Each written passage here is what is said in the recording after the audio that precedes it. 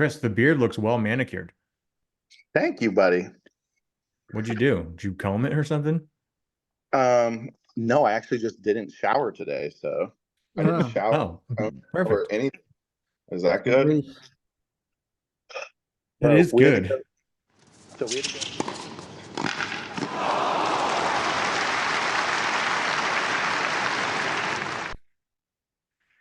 Hello and welcome to Double Fault, the sports gambling podcast aiming at giving you the edge on all things tennis betting. My name is Ben, and I'm here with my co-hosts Vic and Chris.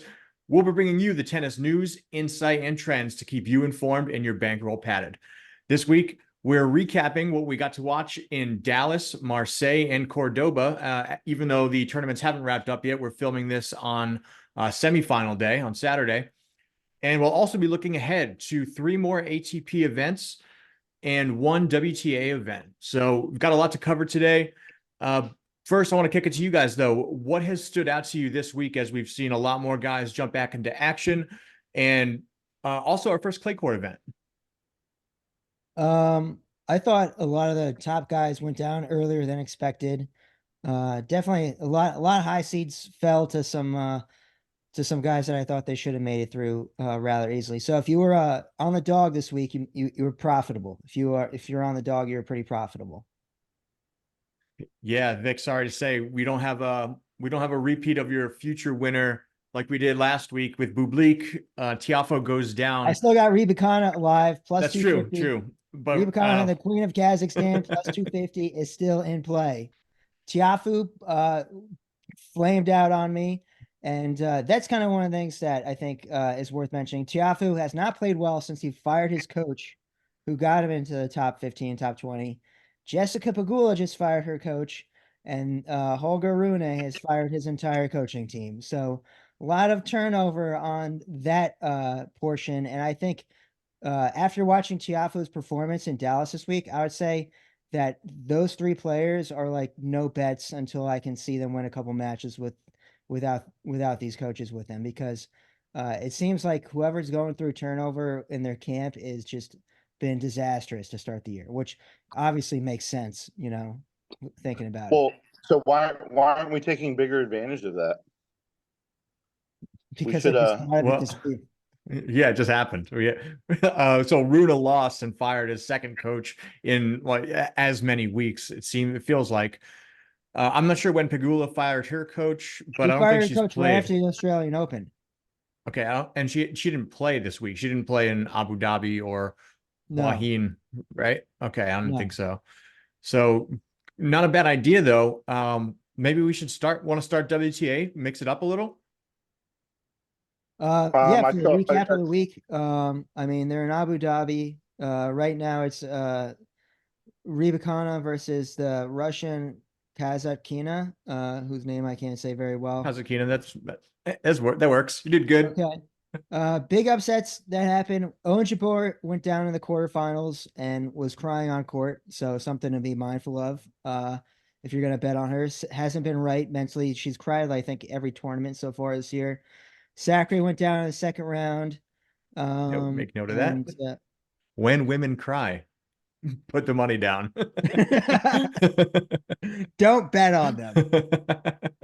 But no, that's it for the women's side in Abu Dhabi. And then this next upcoming week is the Qatar Open. It's the first 1,000 of the year.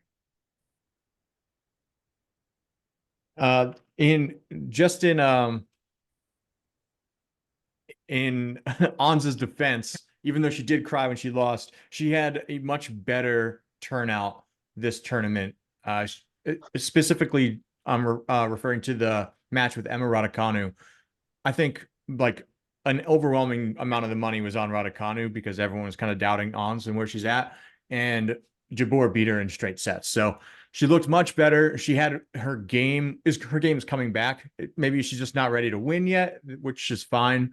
But yeah, I guess the crying thing is maybe a sign of she's cried at every tournament this year. You can't bet on somebody to win a future. Like I don't expect her to win any tournaments until she gets the crying under control. I agree.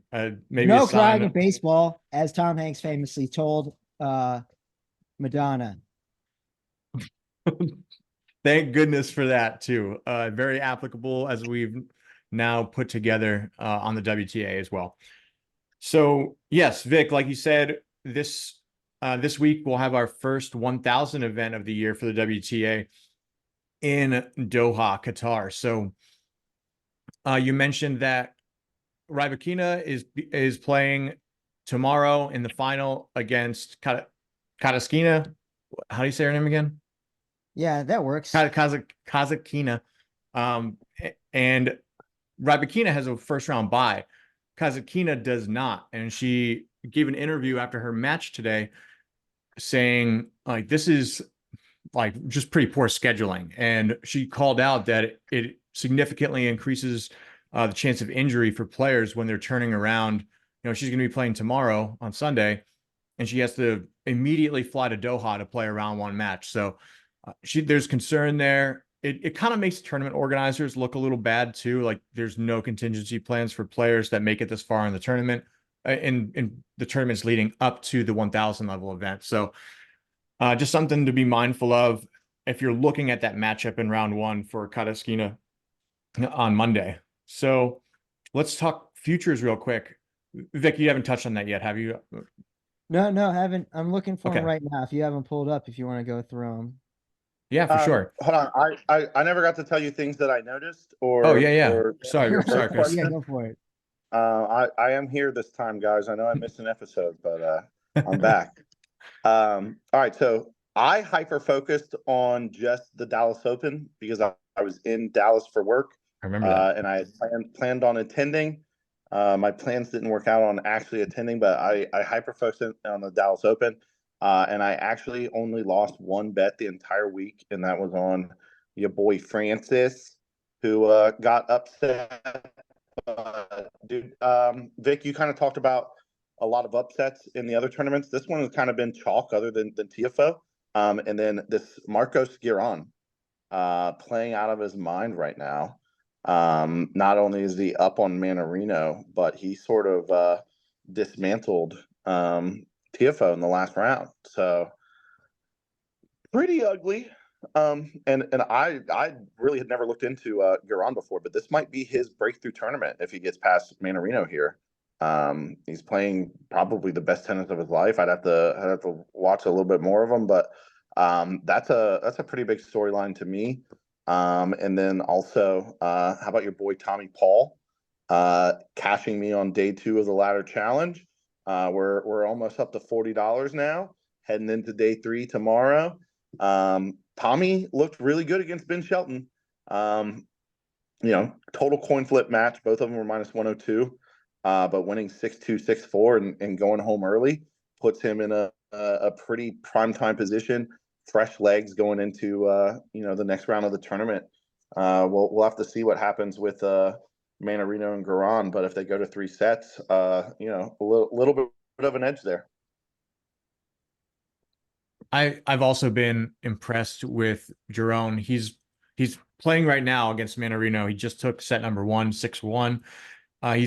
His shot placement is incredible. He's moving around really well. Something Tiafoe did not do well against him yesterday. Tiafoe looked like he had fucking cement bricks tied to his legs. He didn't seem into it. And Giron took advantage and he just slapped Manarino around in the first set right now. So would love to see him move on. Would also love to see him get a new pair of shorts because his ass sweat is out of control day after day in this tournament. And he's got these thick legs and the cameraman is not afraid to just put it front and center. I'm just like come on, man. I can take a little bit. Not tell you that. How does his friends and family not tell him, like, hey, dude? It's the same, like these olive drab looking shorts that he wore yesterday against Tiafoe. And I thought it was back sweat at first, but like before he even started sweating. Lucky shorts. You can't. I'm sure it's all coming from the shoulders down the back and then combining with the ass sweat to make one nice El Nino of ass sweat down there. The cameraman showed him between games. They showed him going to change his racket, and he bent over at his chair, and there, like, the pants spread apart, and there's like just a line of sweat right down the middle. And I'm like, come on, cameraman! Like the guy in the booth in the van in the parking lot needs to do something about that. He needs to cut away. He's Yo, come is on, that man. cat white as the driven snow, or is that the lighting? Yeah, no, he is. That kid's He's cool. he's a white cat. Dude, you can barely see him on the screen because he blends in with the white door behind him. There you go. Thank you. He just wants attention. He's been sleeping all day. He sleeps behind the router because it's hot back there. That's pretty cool. And he just watches me play video games and do this stuff. So he wants some camera time. All right. Anyway, sorry about that. Let's go through these futures for Doha. So, like we said, first 1,000 event of the year. Iga Swiatek is obviously I think she's going to be the favorite going into every tournament she plays in all year. Her game is just that good. She's on top of the women's tennis world right now, even though it's been a little while since she's won a 1,000 or greater level event. But she's plus 250 if you like her to change that trend in Doha this week. Right behind her is Coco Gauff at plus 400. Rybakina plus 500. And those are the only 3 women's players that are under 1,000 odds to win this event. So if you are unlike us and you're interested in putting money on women's tiers, Ons Jabeur is plus 2,000. Naomi Osaka is plus 3,300, even though she's gotten over a lot of her issues and she's got her kid now. She got smoked. She got smoked last week. She lost 6-0 in the second set to Sloane Stephens. So it was 6-4 first set, and then she was up like 4-1. She lost like 9 games straight or something crazy like that. So she did not end last week well. No, but she's not crying anymore like she was a couple years ago. Oh wait, so it's bad when I say they can't cry, but you can say they can't. You can. That was the joke. I was literally making a joke. Okay. And you jumped in with these stats. Hate that. Trends, logic. Get out of here. But Go ahead, Vic. yeah, so futures for that one. I mean, I'm looking at the draw right now.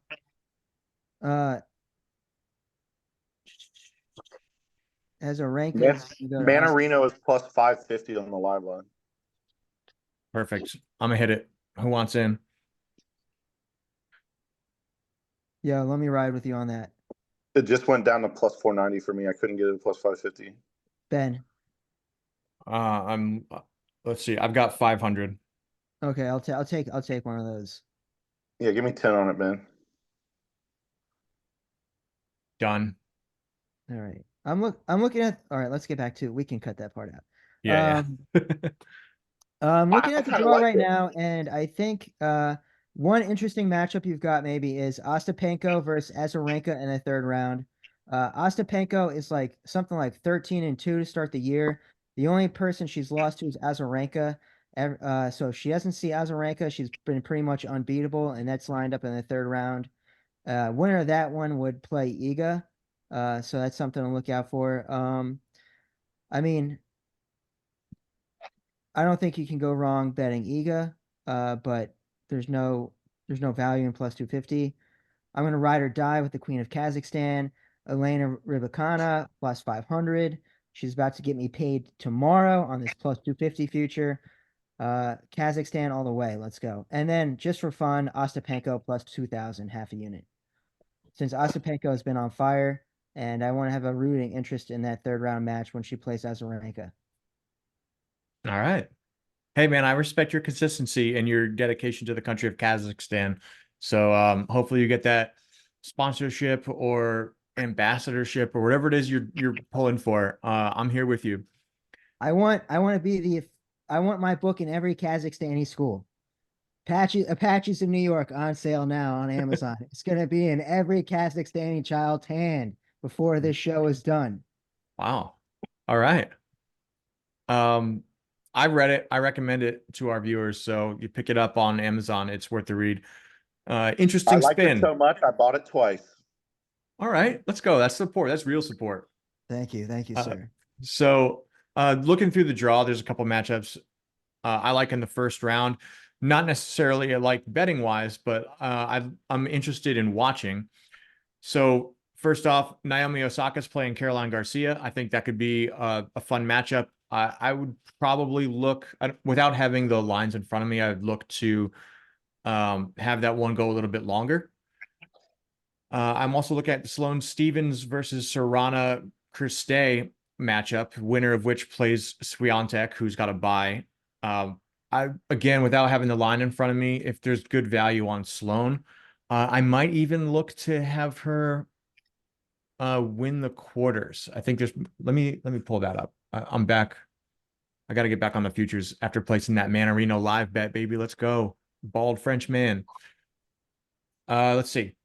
Sloane Stevens is playing Kirstia, right? Yes. Kirstia So just dropped. She just dropped somebody in the top 10 last week. yeah. She's been on a bit of a heater as well. Who'd she beat last week? I don't know. She beat somebody in the top 10. So, I'm looking at that line, and it's a toss up. I mean, Stevens plus 125. That's not bad. Yeah, I like that. Yeah, I guess Vegas agrees with you, Vic. Kirstia is hot right now. She dropped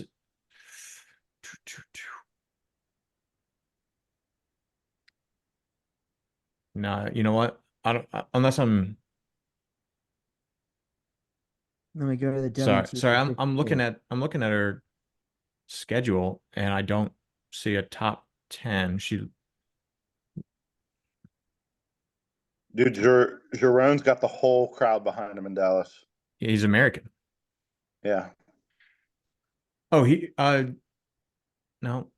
She beat Caroline Garcia. I don't think Garcia's top 10, is she? No, Garcia's 15th. Okay. Then she beat I'm- Sakari. Oh, Maria Sakkari.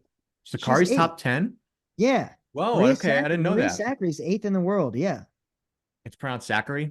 My Yeah, bad. that's not Zachary. Yeah, and I mean, that's somebody who needs to fire their coach. You know what I mean? Ooh. Holy shit. It's on break point. I don't know what this dude does. Like, from as a layman, I don't think he knows that much about tennis. I just think he's like her friend. Well, get him for Chris's kids basketball team. They could use that. Yeah, we need some better youth basketball coach in Southwest Ohio. Okay, yes. My apologies. I didn't know Zachary was top 10. Yeah, Zachary 8th, and she doesn't have a bad future line, but she's supposed to shoot line up to play Noskova in the second round. And Linda Noskova is that 19-year-old Czech who made it to the quarterfinals in the Australian Open. So, Yeah. you know, tough draw right there. I don't know if I'm going to bet on Maria Sakkari in that one. And I love betting on Maria Sakkari, but Noskova looked real good in the Australian Open. So Yeah. If you want a funny watch, both of you guys and our viewers, Noskova, after her last loss, got so much hate DMs. Just like tons of dudes, chicks, whoever, calling her fat, calling her a loser. Like, how do you go from making the quarterfinals in the Australian Open to losing to this fat loser? You're a loser. And yeah, she made a video of it and she posted it on her social media, just a compilation of all these hate DMs, and it's really funny. So I think she's enjoying her moment in the sun. yeah. These people have way too much time on their hands. Yeah. As we record a podcast with, minimal listeners. What I wanted to bring up before when I was talking about this matchup between Sloane Stevens and Sorana Kirstia is that Kirstia is plus 1,800 to win the first quarter. Sloane Stevens is plus 2,800 to win the first quarter. Again, I can see Sloane maybe making a run. She'd have to go through Iga for sure because Iga's got the bye. Ostapenko's in this quarter. Azarenka's in this quarter. Emma Raducanu's in this quarter. But for plus 2,800, I think that's decent. That's a decent value if you ask me. Sloane's been competitive. She hasn't been winning necessarily a lot, but she's been competitive. Yeah. Iga is the defending champ from last year. It's worth noting. She defeated who did she defeat? She defeated Jessica Pegula, who's not playing. Sakkari was a semifinalist, and Veronika Kudermetova. So yeah, I don't think I'm gonna play any of the quarters. I think I'm just gonna stick with Rybakina for the future, and then Ostapenko just to ride. Okay. I'm going to just on a note here. So Sloane Stevens is plus 120 was what I'm seeing to win, or to plus 120 on the money line against Kirstia. implied odds of 45%. She actually wins at a rate of 56%. So there's some decent value there on the money line for Sloane. If I'll probably put a unit on that. I'll put a half a unit on her future to win the quarter at plus 2,800. And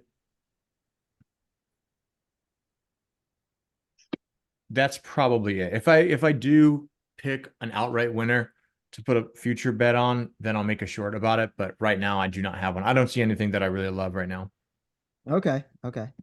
Chris, anything for women besides your good Nope, looks? I'm not. I have been told I look like Jason Kelsey twice in the last 14 calendar days. I just want to put that I out was there there. for one of them. It was disgusting. At that bar? Yeah, we were at Buffalo Wild Wings, and the busboy said, Choice. "You look just like Jason Kelsey." The bus boy. The busboy Okay, what is the bus boy doing stopping and talking to people? wasn't clearing tables. That's for damn sure. Yeah. Fire that guy for multiple reasons now. Okay, let's just move. go ahead with my name. Good choice. B-dubs, Sorry. always a good choice though. I approve. Chris, I'm losing your frames a little bit there. I think internet might be a little slow. Am I back? Yeah, you're back. All right. All right. So let's talk about moving on. Let's talk about the big men's event of the week. We've got our first 500 men's ATP event in Rotterdam in the Netherlands. So the Dutch hosting some of the best players in the world as they make their first appearance since the first major in Australia. Let's hear it, boys. Who are you excited to see in this tournament? Let's see who the seeds are. So last year it was Medvedev defeating Sinner in the final. A quick note on that: Medvedev is the only withdrawal, unfortunately, from this tournament. He is decided he is not going to play. I think it might be due to injury. I'm not sure. I just saw right before we started filming that he's withdrawn. Yeah. Okay. Well, that makes sense because Sinner's 1 seed, then Rublev 2, Rune 3, Herc 4, and then we have some non-entities until number 8 at Alexander Bublik, the future champion. But no, definitely really stacked field. Very, very good field. This should be the best tournament of the year since the Australian Open, like you were saying. I'm trying to pull up the lines right now to see who the odds-on future is. I'm assume it's Sinner. It's Sinner at plus 125, then Rublev at plus 700, Dimitrov at plus 1,000, who is playing in the finals tomorrow in Marseille, Hurkacz at plus 1,000, and it keeps going up from there with Demonor, Runa, Humbert, Dimitrov's opponent tomorrow, and FAA Porta. Then Bublik, your boy, sitting at a solid 10th best odds to win Plus outright in 2,800. Rotterdam. I like it. But no, it's definitely a stacked field. Should be a real fun week of tennis in Rotterdam. I mean, just looking at the lines, like Sinner plus 125, Sinner being the prohibitive favorite makes sense, but that's still a lot of juice to lay. I don't know. I would not take Sinner. Like if I wanted to bet Sinner, I would just take the same money I would have bet the future on and bet that on him every week, every round throughout the week, and you're going to make more money. Yeah, I mean, That's so true. That's a good point. Yeah. Honestly, what am I going to bet here? Bro, I'm going to bet Bublik, to go home with the one that got you there, Bublik plus 2,800. I mean, looking at his draw, he's got Cork, who he just beat in the final. So that's a tough first round. But then the second round, he'd be playing a protected rank or a wild card, so a bum, and then Sinner in the quarterfinal. All right. So, he'd have to make it through Sinner in the quarters. Fun fact. Yeah, I'm going with Sinner Bublik. Sinner has the best future odds to win 2+ Grand Slams this year. Well, that makes sense because he's got the first one. He's the only one with the first one down, Where are you seeing those Right. odds, Chris? FanDuel, and then Carlos Alcaraz and Joker are the only two that are close. Interesting. I don't have those odds on Bovada, but that sounds like a good bet, especially when we get back to the US Open and the hard court. I'd be interested to maybe take you up on that. Do Yeah, you have let me do you have a start. future for Rotterdam? I guess first and foremost, do you like anybody here? I know Vic mentioned Medvedev won last year, but other previous winners that will be competing include FAA in 2022, Rublev in Um, 2021, and Monfils in 2020. Monfils, All you right, know, so just Ben, got kicked out of a UST tournament for assaulting the host manager, the event yeah, but manager, some shit like did you that. get the whole story on that? They said they were joking around in the locker room, but I guess like the guy tripped and fell, and because he needed medical attention as a result of joking around, it's an automatic disqualification. But Monfils like was not like pissed off or anything. He left in good spirits, is what Yeah, I and he like dapped the guy up, and like everything seemed very kosher at the end of it. yeah, from my understanding, they were just messing around, and the guy tripped or something. So All right, it European happens. decorum is kind of some bullshit, huh? Yeah, exactly. A formality, we must kick you out. I mean, a rule's a rule. No, fuck that. It's a stupid rule. So it's Anyway, under Chris, player. who's your future? Oh, I don't have one yet for Rotterdam, Okay, no worries. but I did want to update. It's under player specials. If you want to look on that, but to win two, Yannick plus 130, Alcaraz plus 240, Joker plus 250, everybody else over plus 2000. Yeah, I mean, I wouldn't expect anyone to win one major besides those three guys. You know what I mean? Right. Yeah, that's what I'm saying. But Yannick is moved ahead due to winning the first one. I don't know why what you just said, Vic, about those three guys made me not want to bet any of them to win a major this year. And I don't want to bet Holger Rune just like flip the script on everybody I to mean, you win one of these definitely It's majors. plus 10,000. plus 1400. You wouldn't have expected Holger Rune to be plus 1400 going to this event in December when you're looking at the schedule. You know what I mean? If you're Yeah. looking at this Yeah. field right now, like Holger Rune has had an awful 2024, just fired his second coach. His mom's putting out press releases. It's a disaster over there. I would not bet Holger Rune to win against anybody right now. I agree. I think he's unbettable right now until we see some Look signs at of his first round composure. draw. I can't say it. Safulin. Safulin. Roman Safulin. I mean, only minus 165 in the first round. Safulin was looking good before the Australian Open, True. Uh, would not be shocked if Rune goes down there with all the turbulence in the camp. So if you're looking for a day one dog, Roman is interesting. Agreed. I'm definitely not touching Runa. I am going to make one futures bet for Rotterdam. It's going to be a half unit, and it's going to be on FAA at plus 2000. Felix Auger Aliassime. I think he's not playing terribly. I don't like how he exited Marseille, but why not? Why not try and run it back after his 2022 win? Medvedev's not here to FAA is defend. one of those guys that has a ceiling. Like he's Taylor Fritz. He's limited. Ooh. He's got a big serve and a big forehand, but if you can force him to move around or play on the backhand, he can't beat those guys, right? He's always a bridesmaid, never a bride. Calling it right now. FAA never gonna win a Grand Slam. Yeah.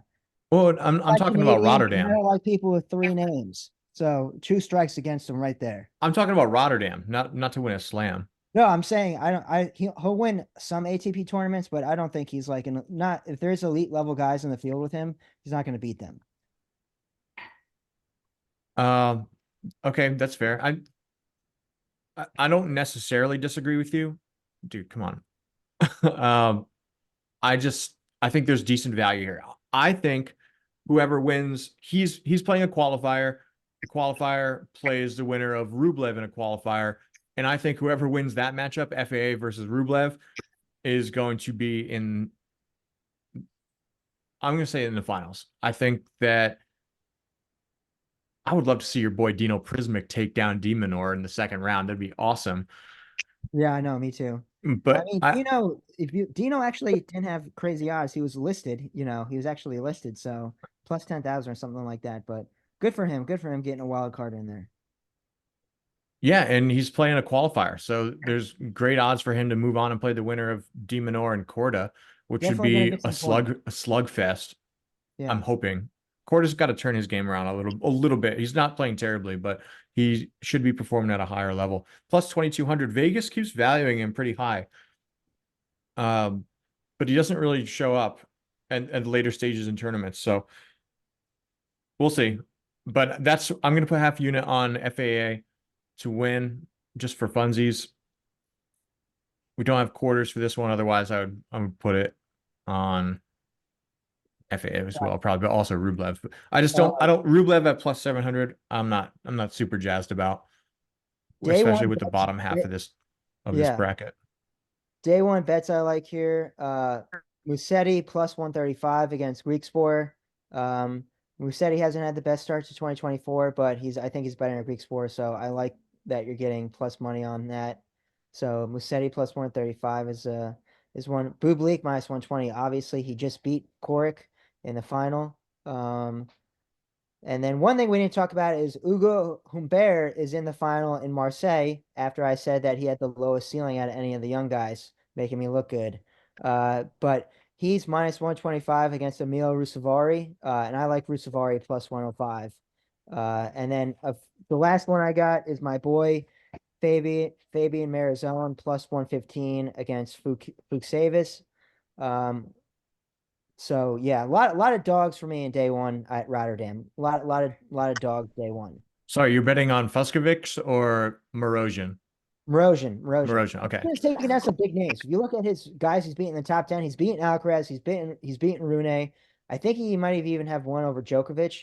I don't know. It's pretty fucked up when I was looking at his ATP page the other day. I think you brought him up the other, like in either the third or fourth episode on this show. So you've talked about him before. You've He made me expressed money your in the love. Australian Open. He made me money in the Australian There Open. you go. So I'm riding that horse again in Rotterdam. Awesome. I don't hate if you're on Bovada, at least the winning half of Rotterdam coming from the bottom half of the bracket is plus 150. I think with guys like FAA, Rublev, and De Minaur down there, the Demon, that's a reasonable price to pay to see one of those guys take it all. The top half, I'm most worried about Sinner. I'm most worried about Hurkacz. Sorry, I just don't give the same level of respect to your boy Boobies. But that's I might put a half a unit on that. Opening round. No respect for Bublik. Yeah, I mean definitely top half is pretty light. Top half is very light if you're looking at it besides Sinner and Hurkacz. Whereas the bottom half is those guys are the ones who are priced to win. Yeah. I do like your Ruusuvuori pick versus Humbert. Humbert's playing really well, but like you said, he's playing tomorrow in the final in Marseille. Ruusuvuori exited last round, and 2 rounds ago. Now that it's Saturday, but he's a solid player. I like that pick, Vic. I might tell you on that one. I have to disagree on that. We got an Ugo fan. No, dude. Ruusuvuori looked ice cold. I don't know what was going on with him. He's a Finn, and always ice cold. But we're kind of seeing like an early trend this year with this stuff. Like the hot players are staying hot, and the cold players are staying cold. Like people are going on streaks, and then your usual suspects to win. They're going on these cold streaks, and they're staying on them. And I'm afraid Ruusuvuori's on a cold streak. That's a fair point. I have a follow-up question along the same lines. What do you value more, guys that have been playing in these smaller 250s, or the guys that have been sitting out since the Australian Open and are just jumping back into things in the 500 here? It depends on how they played in those. I think there's a lot of people that are going to these and playing well and keeping their momentum going, getting more reps in. But then you also have another handful of people that maybe should have sat it out. You know what I mean? So really depends on a case by case basis there. But I would say overall, I like people who are active versus people who go home and sit. No, I agree. Unless your Activity. name's Joker. Right. Joker's out skiing. He's hitting the slopes right now. Yeah, let that man do whatever he wants. Vic, sorry, you were saying something? No, I was saying I agree. Activity is generally better. I feel like the guys who are staying active, I have more confidence in them. Even if they're not making it to like the quarters or whatever, they're playing competitive tennis. It's a little different. So I like that, the guys who are staying active. Yeah, I'm erring towards agreeing with you both. We were in Montpellier and none of the Frenchmen showed up. There were a lot of them there, but they didn't win, except for what's his name, the guy whose name we made fun of, Pierre Perry, who beat Andy Murray. Oh yeah. Now we're in Marseille and they've kind of turned it around. Chris, it could be because guys like Rusevori are cooling down, or it could be because they're getting those extra reps in, and now like Humbert turns it around and he's in the final. We saw strong performances from actually not Mayo. I was thinking Mahach versus Mayo, but Frenchmen off the top of my head did a better job repping their country in Marseille versus Montpellier. So it could be either one. So I'd err toward agreeing with you guys that I think it's important for these like tier 2, tier 3 guys to be playing more often than sitting out and getting rest at this point in the season. Yeah, definitely. There shouldn't be too much wear and tear on the body right now. It's very early in the season. So, yeah, I like the activity. Awesome. Well, I think that kind of covers Rotterdam, and Rotterdam. then we have a 250 at Delray, with the best Americans are going to be there. So Taylor Fritz, Francis Tiafoe, Tommy Paul, then Adrian Manarino is the 4 seed. So that's who's at Delray. Clearly a big drop off in the quality of the competition in Delray compared to Rotterdam. Okay, I mean, you're gonna be a dick about it, but yes, it is. It is. They suck. Dude, this is coming from the guy that was complaining last week about the lack of patriotism and support for American players in Dallas. Now we're talking about a huge drop off between the Rotterdam crowd and the Delray draw, which is essentially the same draw as we're seeing in Dallas right now. So just saying, a little bit of hypocrisy there, but overall, yes, like you are objectively correct. This is obviously a drop in quality of players between the two, but fuck, man, put it a little easier. Give us a break. Fuck them. We're on the comeback. America's on the comeback in tennis right now. Yeah. Manarino's about to get broke, and he's at plus 1,000. Yeah, we're not winning that one. We're not winning that one. All right, dude. but future. Duran had this 6 shot, and he stopped, and he went like this to the crowd, and everyone stood up and started cheering, dude. This dude's on fire right now. Yeah, he's the local boy. Well, local as in he's American. Right. He's from California. He's from Thousand Oaks. French name though, playing a French man. The cat is right in front of the screen. He's watching tennis, and I think he's going to attack the screen pretty soon. Fucking cats. Yeah. All right, but the futures we got for Delray are Fritz plus 225, Tiafoe plus 550, Tommy Paul plus 550, and then Manarino plus at that 1100. So clearly the big three, and then a drop off same way they had in Dallas. And in Dallas, it's Tommy Paul and probably not one of the big three. So Tommy Paul has been consistent. Francis Tiafoe looked like shit. And we haven't seen Taylor Fritz, or he played in the Davis Cup, didn't he, Ben? Yeah, it was he played some scrub, some bum. And he took it in straight sets. So not really much to talk about, but he's done something since the Australian Open. So who do you like here? You have a future you like? I like Tommy Paul at plus 550.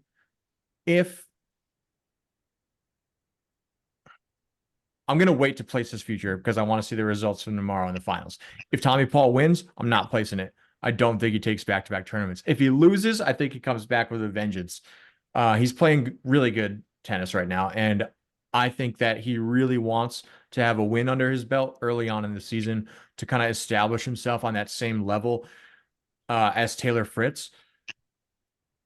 But if Paul wins tomorrow, I'm probably gonna go with. I'm looking at the odds right now, and there's a big jump after Yeah, after you get past those, like Jerome. yeah, it's a big significant drop. So Yeah, picking so one of those you might- guys.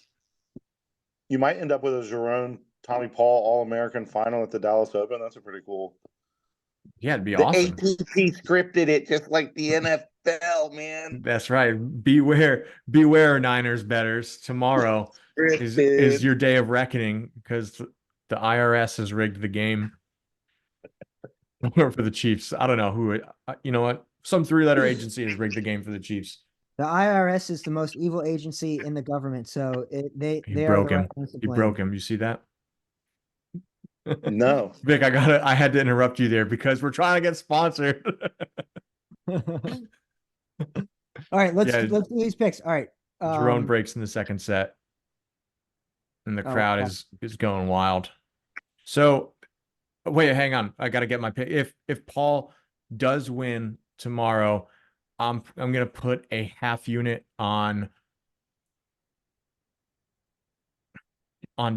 Duckworth probably Okay, I like at plus 2,800. I'm gonna go with a long shot as well. I'm gonna go with Arnaldi plus 2,000. I like Arnaldi. That was my second choice.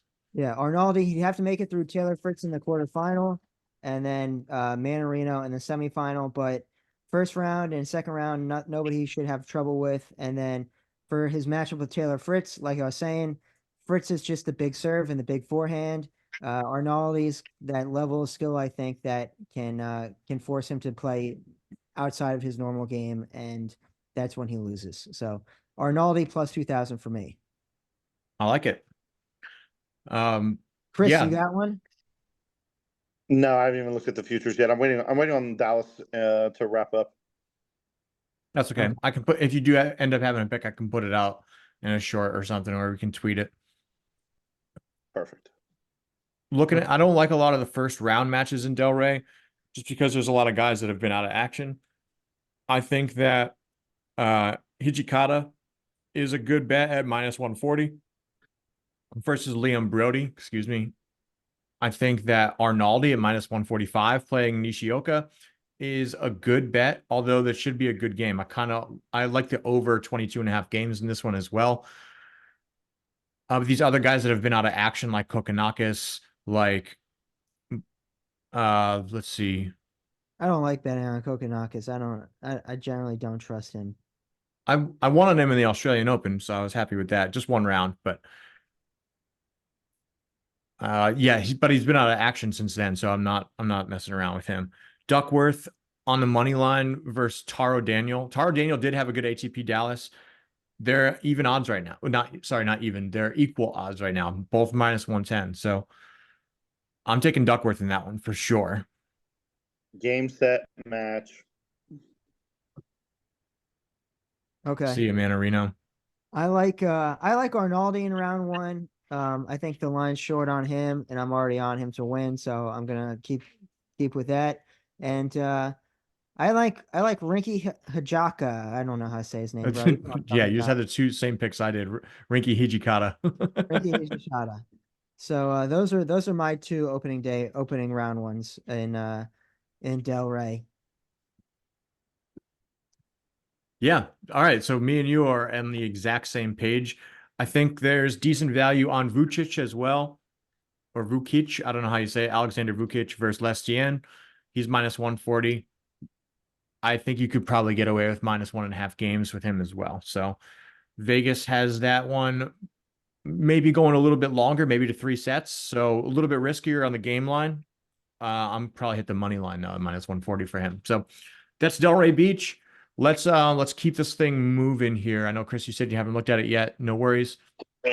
Let's go down to the Argentina Open, the second event on the Golden Swing through South America. We're going to see a lot of the same guys we just saw in Cordoba, but with the addition of some big names, some exciting names, specifically Carlos Alcaraz, the 1 seed, who's got a first round bye. We're going to see Nicholas Jerry. We're going to see Vic You got the draw in front of you?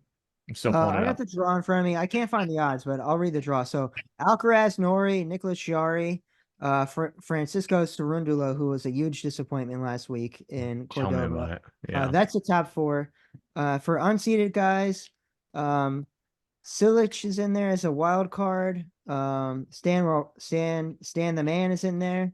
So you Stan, that's right. might see a little run from Stan the Man. Thomas Echevarri is in there, and Arthur Phils is in there as well as an 8 seed. So those are the guys that popped out to me as just scanning the list right now. Yeah. So yeah, it'd be great to see a lot of these guys back in action. This is on the clay court. So second tournament of the year on clay, still in Argentina. I don't believe that there are a lot of odds out right now. I'm looking at the same time. I thought I had them on Bovada, but they are definitely not on here yet. I think because there's still so much of the qualifying left to do, maybe. I don't know, but yeah, I'm not seeing any lines on it. But I mean, just looking at the field, it seems like Alcaraz is going to be the prohibitive favorite, I would imagine, and that would be the bet I would take. But if I had the person I'm most interested in watching, I think is the Frenchman Phils, however you say his name. He won the next Fee. gen final last year. Is it Fees? How do you Yeah. say it? It's Fees. He won the next gen final last year. Definitely one of those young guns that might be making a lot of moves in the rankings this year. So I want to see how he does in clay. Awesome. I love that. I don't think we mentioned this yet, but last year Alcaraz was the winner. Year before that was Jerry. Before that was Cerundolo. Sorry.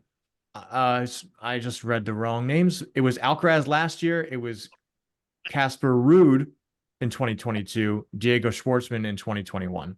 Jerry and Cerundolo are just playing in this tournament. I really hate the layout of ATPTour.com. It's just not a good setup here. My apologies. Let's see. I can't find odds on this one yet either. I'm interested to see them come out. Again, Alcaraz, like you mentioned, Vic, is probably the outright favorite for a good reason. He is most likely the best in the world on clay right now, if you don't consider Nadal an active player. And I think technically he is. Well, yeah, he technically is. Sorry, but Nadal's playing. He's supposed to come back next week, I think. Oh, really? All right, hell yeah, great. But he's not playing in this one. He's not playing in this one. But I read on Twitter that he was gearing up for a tournament in a week or two. So I know he's going to be playing soon. I think the men are playing like Doha later than the women. So I think he might be coming back for the Middle Eastern money. Get some of that oil money, some of those appearance fees. Hey, it's a good strategy. It's there. They're what do they call what is everyone calling it nowadays? It's mad at the Saudis. Sports washing. They're doing it. And Yeah, I say I'll take all that fucking money. Don't be Rory Kazakhstan, McIlroy and talk shit until you're backed yourself into a corner. Take the money. Take the money. Go on, take the money and run. There you go. All right, all right, boys. We'll update everyone on odds for the Argentina Open as they come out. Just some big names to look forward to back in action down there, and seeing him play on clay again. Again, Alcaraz. I wouldn't be surprised if Alcaraz outright winner is around like minus 200 to open up when those futures do come out. So if you're willing to pay that price, it's also probably that likely as well. So keep an eye out for that. We'll update you when that's released. I think it's the right time, boys, to give the viewers a little update on our picks of our biggest movers, our young gun bets 2024. Yeah. How are they doing? Let me pull up the live rankings to remind everyone. Vic's pick for biggest mover in 2024 is Dino Prismic. Chris is Matteo Berrettini, and mine is Brandon Nakashima, the guy with no Chinese names. So We'll start with Berrettini. When we made our picks, Berrettini was ranked 124. He is currently still sitting at 124. So Perfect. I zero didn't go delta. down. Yeah. Zero delta for Chris. Not a good thing, not a bad thing. Dino Prismic started at 186 when we made our picks. He's currently sitting at 170. So a delta of 16 places. Really good job, Vic. There we go, boy. That's a And solid. like I said, he's playing this week. So I'm And looking he's forward in to action seeing this it. week. Brandon Nakashima started at 127, and he's currently sitting at 91, boys. Oh, fuck you. Oh, That's why Let's you want to do that. go. Let's That's why you want to do go. 91. That's what's that? That's a movement of 35 places. Ooh, that's kind of stink. I mean, he also broke the top 100, man. Good for him. So it might be Honestly, 36. I might have just done that I'm math wrong. happier for him. I'm happier for him than I am you. Yeah, that's fair. He's an American. We got to support him, right? That's right. 100%. Dude, that's awesome. I had no idea. I don't even know if he's even been in action. I haven't seen him around. He I think played the points he picked up in the Australian Open would probably played in Australia. Yeah, it must seriously only be that. He has a It's a match long year, coming up. ladies. He has a match coming up in 2 days against Frenchman Royer. Valentin Royer. Keep moving up, Brandon. You're making me some money. Did we decide what the punishment or reward was going to be for this? No, not yet. But since you're in first, it should be less than what it was going to be before. Well, how about we let the guy that hasn't moved at all, the solid 124, Chris, because you were the one that suggested maybe not a reward, maybe we should do a punishment. Maybe you can come up with something good here. That you don't have to do it right now. We can update everyone in the next episode, give you some time to think. But it would be fun. It would be funny. You've got to snort a line of salt and pepper.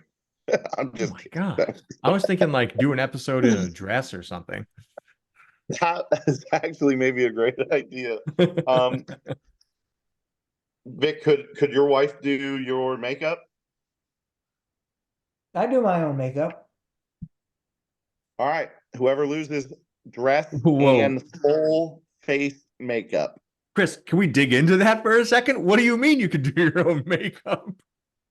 Do you do this regularly? Yeah, I actually did not. Are you talking about Halloween costume makeup? Are you talking about eyeshadow? Yeah, tune in next time to find out. Cliffhanger. No, what do you mean next time? Next this episode. Is the end of the year. No, but he's saying tune in next episode and he'll explain why he can do makeup. Oh, okay. Are you going to explain what you mean by that? Wow, that is a cliffhanger. Damn, I want to know. I guess I'm hanging on too. Disappointed. Yeah, I was going to gloss over it. But all right, let me reiterate. Dress, full face makeup. That includes some eye makeup, lip makeup, and one other makeup. At least 3 makeups. Okay. I don't know what they're called, but my daughters can do it 1,000%. Eyeshadow, eyeliner. That's what I was looking for. Rouge, and lipstick. Foundation. I don't know. These are names. I don't know what they all do. There's something called Memoirs. Okay. It look like Memoirs of a Geisha. That's what it should be. Full on Memoirs of a Geisha face. No, I'm not shaving. I'm not shaving for that. No way. We'll get canceled for cultural appropriation. True. Good looking out, Chris. You know, I never saw that movie. I think we're gonna watch it tonight now. Memoirs of a Geisha. I heard it was good. I heard Napoleon was not good. I don't want to talk about that. I heard bad things as well. It just upset me. I also heard Halo is bad, and you guys like Halo, so I liked the first season of Halo. I have not seen the new season. Halo is dope. I only finished the first season, but the first season was dope. Listen, Master Chief banging a Covenant spy is ridiculous. Like, there's no justification for that in any Halo universe. That's terrible. There's a reason why they fired the show director. Listen, it was dumb. It was a dumb subplot, but I understood why they did it. You know what I mean? Don't make excuses. They fired that guy. So I know, but I'm saying I understood what he was going for. He just did it very poorly. It's the worst writing since Guido shooting first. That's right. I said Guido, not Greedo. That's Vic's third book, the Italian American version of Star Wars. Guido shot first. I swear, as I seen him. You don't understand. All right, boys. Anything else we want to talk about before I sign us out here? I mean, the biggest sports event of the year is tomorrow. Ben, who is going to win? I don't want a long explanation of why. I just want a team name. Kansas City Chiefs. Kansas City Chiefs for me as well. Same. I'm going with the San Francisco 69ers. Dude, I hope you're right because I fucking hate the Chiefs. I'm just tired. I'm tired of Kansas City. The middle of the country shouldn't have this much power over anything. I 1000% agree. Also, let's not forget last year, right before the Super Bowl, Andy Reid's son, who was also a coach on the Chiefs, got drunk and killed a kid. So fuck that guy. No, do not kill the kid. Do not kill the kid. Significant brain damage. Significant brain damage. Okay, killed his whole life without actually killing him physically, sure. There you go. It's important to be correct. Andy Reid's son did not kill a kid. He permanently disabled a child because he was shit-faced and driving. That's what happened. He killed a kid's hopes and dreams of ever playing NFL football. That's fair. Well, only prop worth betting on. What color is the Gatorade bath going to be? Orange. Purple. Man, two great answers. I picked purple last year and I lost. I'm going blue. It's because you should have doubled down on purple. Purple was wrong. I bet on the over 9 times Taylor Swift is shown during the game. Oh, I didn't realize that was a prop. Who's looking forward to Usher? Do you see he dropped a new album? No. Well, where did I even see that? He dropped a new album this week. Listen, I'm still listening to Burn, and that's basically it. Kanye dropped a new album this week. You got it bad. Ben, are you gonna get the new Kanye album? Am I gonna get the new Kanye album? Yeah, are you gonna listen to the new Kanye album? I'm 100% listen. I have a Kanye tattoo. I know, that's what I'm asking. I'm going to listen to it. I didn't know if you were still ride or die. You love Yeezus that much? It's not that I love Yeezus. It's even though he is Yeezus. Why do you have a tattoo of him? Can we go over that? I love Dropout Bear. Dropout Bear is the coolest. Okay. And also, let's not mince words here. Graduation album was one of the best albums of all time. I mean, I have no argument that Kanye is a phenomenal artist. No argument there. I was just wondering why you got a tattoo of him. I never knew that about you. You've seen that tattoo though. I've probably seen it, but I didn't realize it's the bear on my arm. I believe He's in you. Space. He's in space. The United States of space, like where you're at right now. All right, boys, are we out? Yeah. All right. Thank you for joining us for episode 5 of Double Fault, the tennis gambling podcast. We'll see you guys next time. Make sure you check out our YouTube channel for shorts. Check out our Twitter for live picks and dance moves on the regular. Catch us in episode 6. Thank you all for joining us. Take care. I'm Jason Kelsey. Good night. That's going at the beginning of the